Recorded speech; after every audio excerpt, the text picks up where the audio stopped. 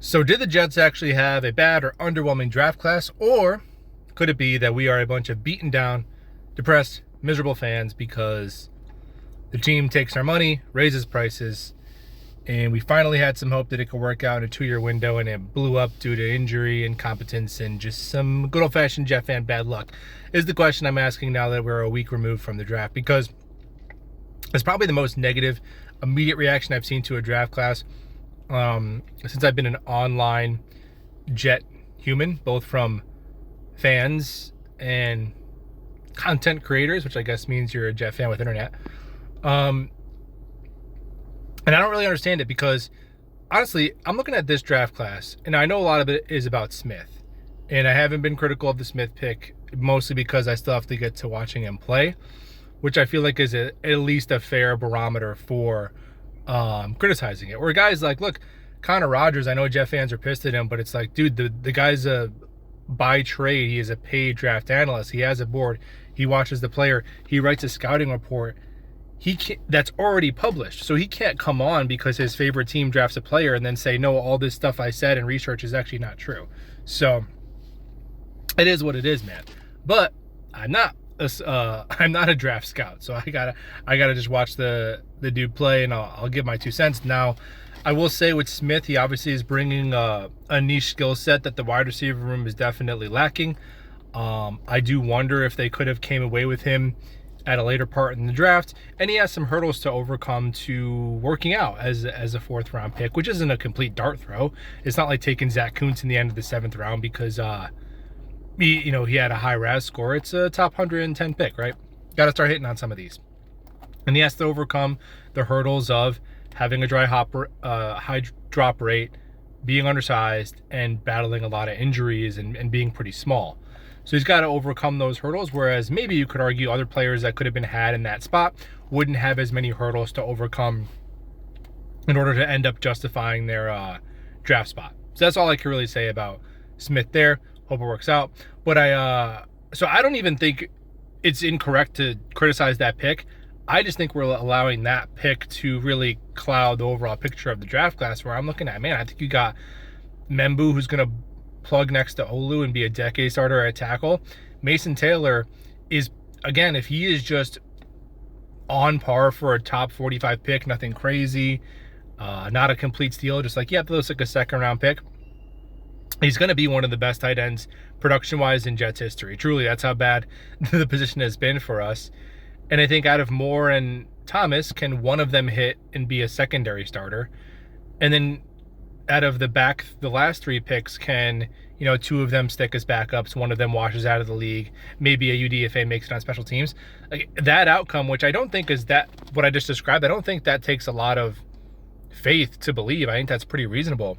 And if you go resource for resource, pick for pick, like excluding drafts where we've had 2006 top 4 picks, top 4 first round picks, 2022 4 picks in the top 36. If you go for normal draft classes in Jets history, that's going to be way better than most of our draft classes, what I just described. And I don't think it's that unreasonable of an outcome. And even looking at last year's draft class, stacking up to this year's, last year we had 7 picks. Not as many total points. We had more resources this year because last year we had Mr. Irrelevant pick, which is pretty much like a UDFA. And pick 65 was the next pick after round 1, whereas this one we had 42. So it's not exactly apples to apples, but last year's draft class, you got Olu, awesome, top 10. But then I'm looking outside of that pick, and from last year's class, I see one player from last year's draft class who I think is a lock to be active week 1 in Olu and Braylon Allen. Yeah. Is Corley a lock to be active? Is Isaiah Davis a lock to be active over the kid they picked up out of Michigan as UDFA? Now you got Isaiah Thomas and Stevens in there. Is Stager's going to be active? Jalen Key's is going to be on the practice squad. Jordan Travis retired.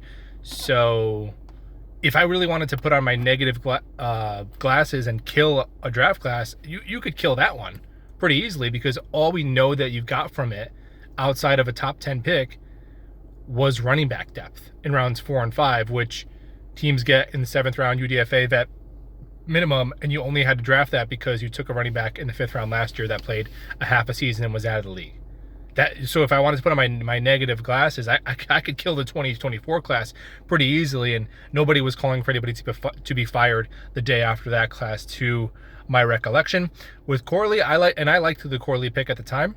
I definitely think I probably underestimated some of the deficiencies in his game and bought the Yak King hype, but we'll see, man. It was an atrocious. The Jets had arguably the worst offensive coaching staff I've ever seen them have, which is that's something to say. So Corley is basically like a rookie again to me. We'll see what he's got this year. But man, I don't know. Just with the information we have right now, I don't know if it's any more of a cope to think that Corley can end up being worth basically a late second round pick because they traded up for him. Corley being worth the 59th pick, which is the points that they allotted to him, versus Arian Smith being worth the 109th pick. I don't know which one takes more cope juice to believe is going to end up being justified. I hope it's both of them. Right? And if I'm going to bet on which draft class to produce more starters, I'd probably bet on 2025, to be honest. Between Moore and Thomas getting you one starter in the secondary, maybe two, right? Taylor and Membu. Maybe we got our kicker as that undrafted free agent at Ole Miss. So I really think it's about the Smith pick coming out of left field and clouding our judgment. And there's just less margin for error because the team has so many acute needs with all those rented players departing. And, you're missing draft capital from 2 second-round picks from Rodgers, a third-round pick from Reddick, a third-round pick from Adams. So there's less margin for error. And the overall morale of the fan base. That's what I think it is. I think it's just a referendum on fan base morale more than like, Azariah Thomas and Malachi Moore and Arian Smith are all terrible picks. I really don't think so. I think we could have picked those guys last year. We would have been fired up about it just because we were fired up about the season. And I think some of us, if we're being honest, didn't like the direction the team went at quarterback and are waiting for Glenn and Muji to do something kind of weird and then jump down their throats, which I get it. I get it. That's fine, but let's at least separate that from the individual players because pick for pick, resource for resource, points for points on the draft scale. I do think 2025 will age to be a better class than 2024. Obviously, we hope they're both good. And we'll talk all soon.